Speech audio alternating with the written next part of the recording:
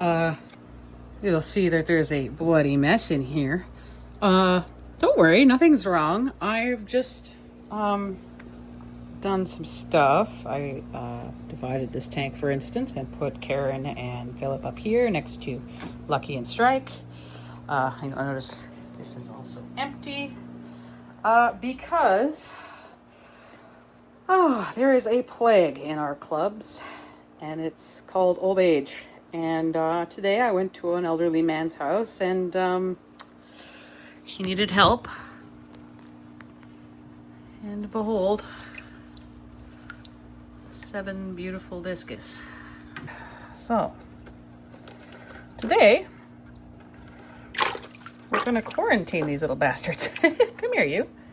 Hey. Hello there.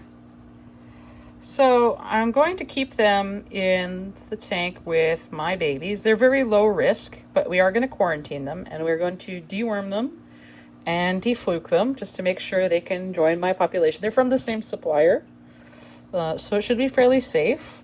But I am going to show you the procedure for quarantining your fish, okay? I got a couple of red melons. I got, oh, come here, you. Got a little pigeon. Come here, you. Nice little pigeon. Got a, I think a cobalt. Oh, wow. Oh, a really nice blue Turk here. Look at that. Little blue Turk. Little cobalt. Very pretty. A little blue diamond. Come here, you. I needed another blue diamond, so this one's not related to mine.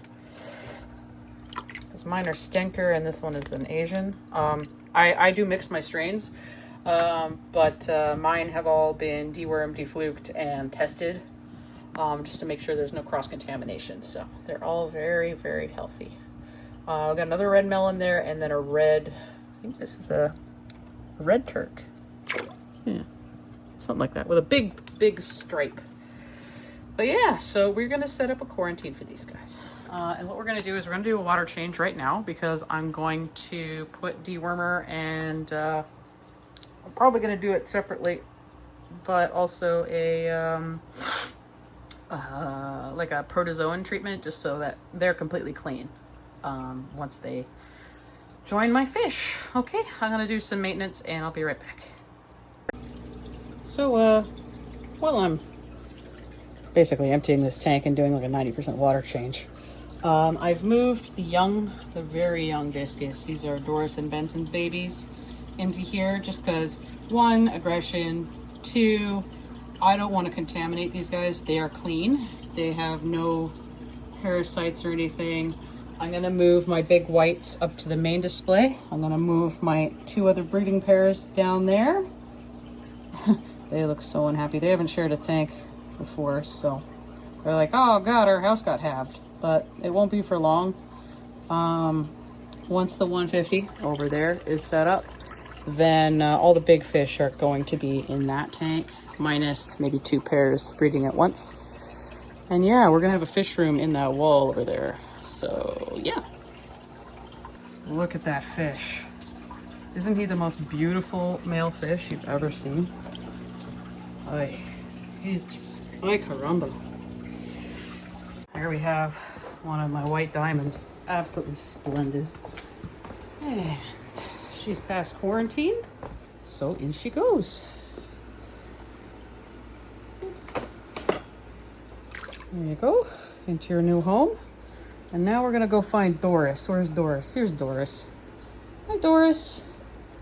Gotta go with your husband. No, I don't want you. Oh, they're so fast. Okay, I'm gonna catch her. Okay, everyone is moved. Almost done a water change here. Just gonna clean up all the sediment and stuff, try to get the little baby plecos out of there. I had some plecos given to me that have passed quarantine. So, we have Philip, Karen, Lucky, Strike, Galwaz, and Maverick, who I nicknamed Forehead because he has the largest forehead you've ever seen. And then we have Benson, my most beautiful white pigeon, and Doris, his tiny girlfriend, who is a bit of a, you know, a trollop. because she'll mate with anything.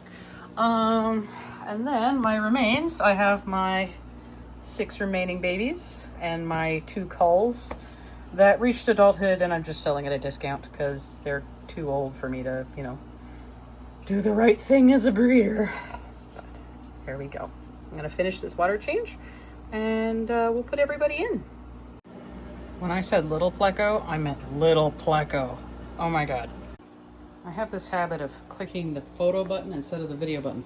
Okay, so we've done our water change. We've got the pumps going to blow up all the poop into the filter.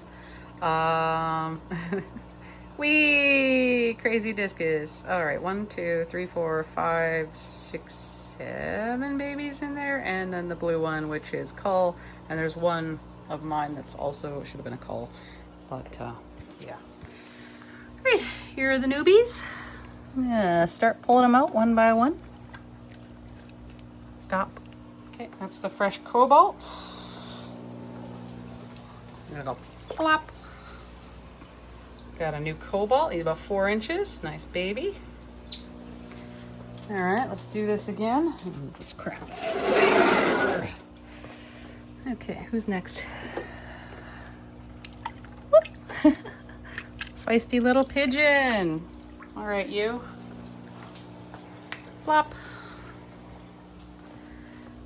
All right, who's next? Oh, come on. Oh, nice big melon or a sunset. Oh. Plop. Then we have, who do we have next? Another melon.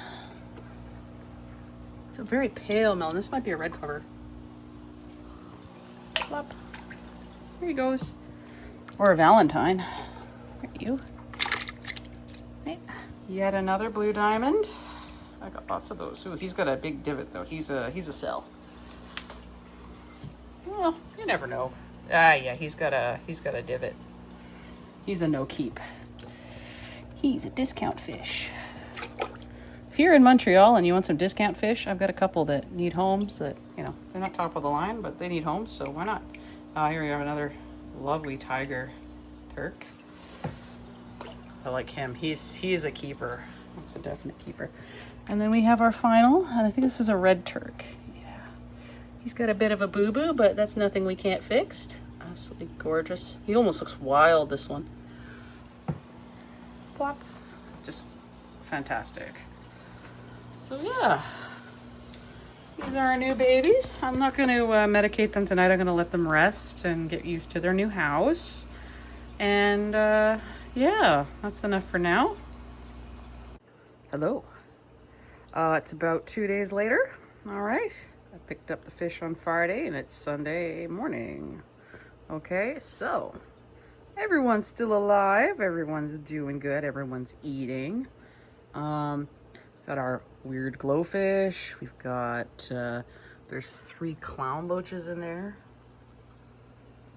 Very nice size. Not like gigantic and not teeny tiny, but good size.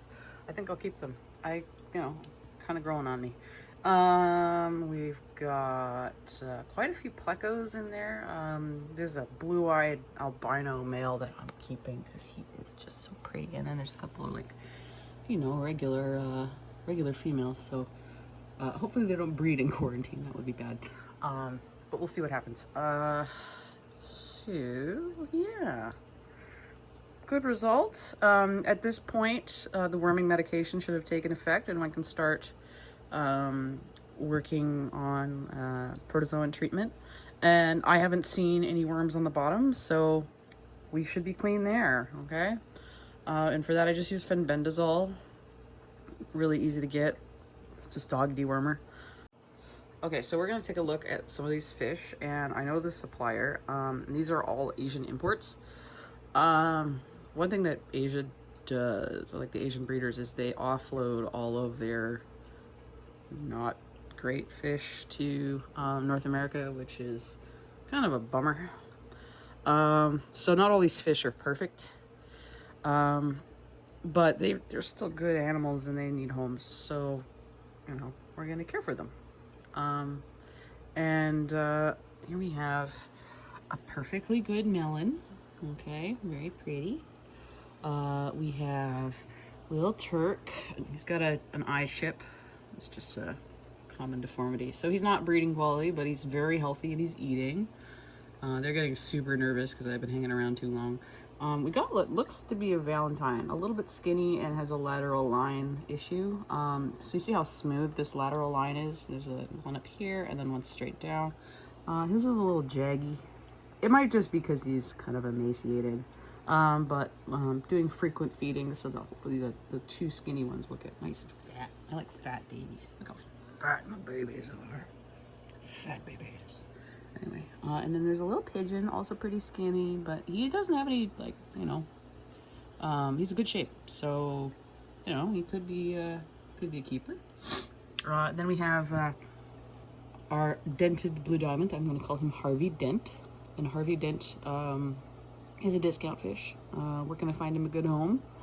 I know lots of people that have bought my other babies who were looking for other colors, so hopefully some of these babies get some homes. And then we have my other blue diamond, which has also got a tail problem. It's just very minor. It's just a little kink in the back end. And then we have this beautiful red Turk. That one I'm definitely keeping. I don't have any red Turks personally, and this one is like a beautiful specimen. So nice shape. His eyes aren't too big yet. He doesn't have any signs of stunting. So we're gonna keep that one.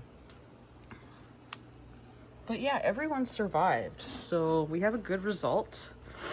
And just remember, like, with your clubs, that eventually people get older and they can't do it anymore. And it's our responsibility to help them. Okay? I paid for these fish. The gentleman is still alive, okay? He just, it's too much for him. He had a 200-gallon tank, and he's like, oh, well, I do a weekly water change every week, and I do 50%. And then he was like, oh, but I'm so ashamed. Sometimes I only manage to do 30%. I'm like, dude, you're like in your 80s. You're amazing. And then you have young people that are like, oh God, I can't do a water change. It's too much work. Oh, hauling buckets. Oh, you know, if this 80-year-old gentleman can do it, okay, then you can do it. And once a fish keeper, always a fish keeper. He's gonna get a smaller tank and maybe get some wine cave fish. He was really adorable. So I get nice discus and he gets less work and everyone wins. Okay, and we're gonna make sure these guys find good homes. Yeah. Have a great day, guys.